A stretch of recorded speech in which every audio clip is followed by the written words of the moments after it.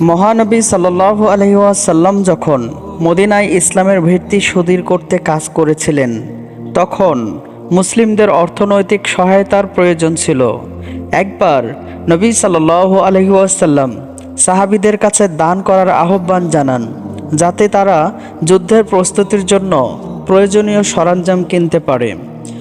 হযরত আবু বকর সিদ্দিক রাদিয়াল্লাহু তাআলা আনহু ছিলেন একজন সমৃদ্ধ ব্যবসায়ী, যিনি তার সমস্ত সম্পদ ইসলামের জন্য উৎসর্গ করতে কখনো দ্বিধা করেননি। তিনি সেই দিন তার সমস্ত সম্পদ নিয়ে নবী সাল্লাল্লাহু আলাইহি সাল্লামের কাছে উপস্থিত হন এবং তা দান করেন। নবী সাল্লাল্লাহু আলাইহি সাল্লাম জিজ্ঞেস করলেন, তুমি নিজের পরিবারের জন্য কি রেখে এসেছো? আবু বকর সিদ্দিক রাদিয়াল্লাহু তাআলা আনহু উত্তর দিলেন, আমি তাদের জন্য আল্লাহ এবং তার রাসূলকে রেখে এসেছি। সুবহানাল্লাহ। হাদিসটি পাবেন তিরমিজি শরীফের